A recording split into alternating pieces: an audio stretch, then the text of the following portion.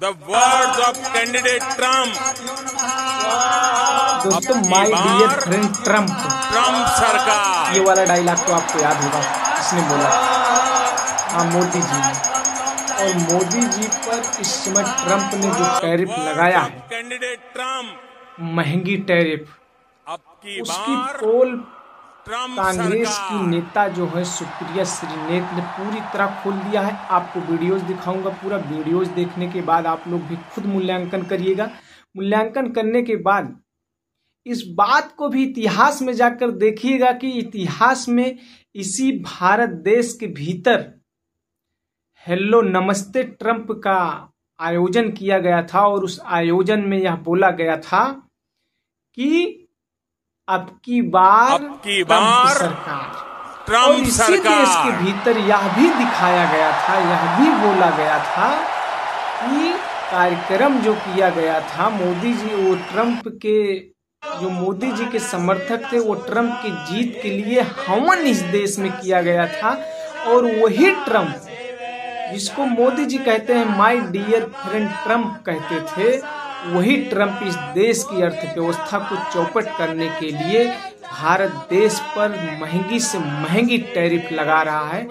आप लोग पहले सुप्रिया श्रीनेत को पूरा देखिए, उसके बाद हम बताते हैं। अभी 2 ही दिन पहले तो नरेंद्र मोदी और डोनाल्ड ट्रंप खूब गलबैयां करके हैप्पी बर्थडे टू यू मना रहे थे, और 2 ही दिन बाद हिंदुस्तान पर ऐसा कड़ा प्रहार किया है कि हमारी इंडस्ट्री और हमारे यूथ पर एक घातक हमला हुआ है। अमेरिका ने H1B वीजा की फीस $1000 से बढ़ाकर अब $1,00,000 कर दी है। इसका सीधा प्रभाव हमारी इंडस्ट्री पर होगा, हमारे यंग लोगों पर होगा, हमारे जूनियर लेवल के लोगों पर होगा जो अमेरिका जाते हैं। इसका सीधा प्रभाव जॉब अपॉर्चुनिटी पर होगा, जिस तरह की जॉब अमेरिका में मिल सकती थी भारतीयों को। और एक बात याद रखिएगा, H1B का जो पूरा पूल होता है उसमें से करीब 72-73% इंडियंस हैं जो H1B वीजा यूज करते हैं। मतलब इसका सबसे करारा प्रहार इंडियंस पर आएगा। करीब 5 लाख इंडियंस अभी भी H1B वीजा पर यूएस में हैं। अगर इनमें से कुछ को भी आना पड़ा तो वो लाखों की संख्या होगी। स्थिति कितनी भयावह है सोच लीजिए। बच्चों की फीस, लोग घर पैसे भेजते हैं, इस पर भी बहुत बड़ा प्रभाव पड़ेगा। जो हिंदुस्तान रेमिटेंस आती है विदेशी देशों से, जो लोग वापस पैसे भेजते हैं हिंदुस्तान, उस पर फर्क पड़ेगा।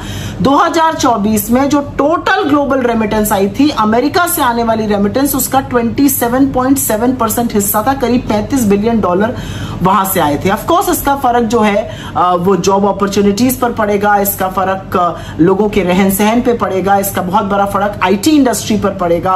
यूएस कंपनीज जो H1B वीजा स्पॉन्सर करती थी, इतनी भारी फीस के बाद अब स्पॉन्सर नहीं करेंगी।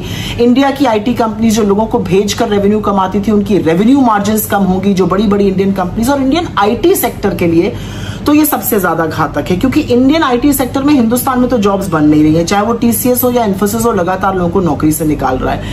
वहां पर एक उम्मीद जगी रहती थी और अब वो उम्मीद भी धूमिल होती नजर आ रही है। लेकिन सवाल इस बात का है कि अमेरिका लगातार भारत पर प्रहार कर रहा है, चाहे वो H1B वीजा की फीस को लेकर हो जो $1000 से $1,00,000 कर दी गई हो, चाहे वो हमारे ऊपर 50% टैरिफ लगाना हो, चाहे वो हमारे लोगों को हथकड़ियों में बांधकर भेजना हो, चाहे वो हमें अब्यूजर और पता नहीं क्या क्या कहना हो, चाहे वो रूस से हमारे सस्ते तेल खरीदने पर सिर्फ हमारे खिलाफ एक्शन हो। लगातार अमेरिका हमारे खिलाफ एक्शन कर रहा है। तो ये जो मोदी जी डोनाल्ड ट्रंप को अपना मित्र बताते हैं और उनके कुछ अच्छा लिखते ही लपक के गलबैयां करने लगते हैं ट्विटर पे और हैप्पी बर्थडे टू यू सुनकर बिल्कुल ही भाव विभोर हो जाते हैं, आपकी इन सब दोस्तियों का फायदा क्या है? देश को क्या मिल रहा है? देश के खिलाफ अमेरिका लगातार एक्शन ले रहा है और मोदी जी आप मूक दर्शक बने हुए। ना इंडियन इंडस्ट्री के लिए आप कुछ कर पा रहे हैं और ना हमारे होनहार जवान लोगों के लिए, युवाओं के लिए, उनके भविष्य को सुरक्षित करने के लिए आप कुछ कर पा रहे हैं। सुप्रिया श्रीनेत जो कि कांग्रेस की सोशल मीडिया की एक हेड है और कांग्रेस पार्टी की नेता है, उन्होंने, आपने देखा कि पूरा एक तरफ से खोल के रख दिया है मोदी जी की और ट्रंप की दोस्ती की पोल।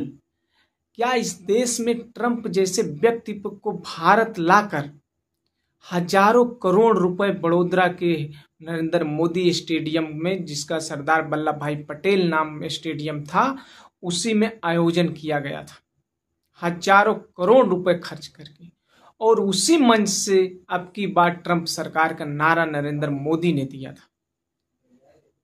और आज इस देश की हालत क्या कर दी गई है, आप लोग स्वयं से देखिए। कैसे क्या हवन तक किए गए थे, और अपनी प्रतिक्रिया जरूर बताएं।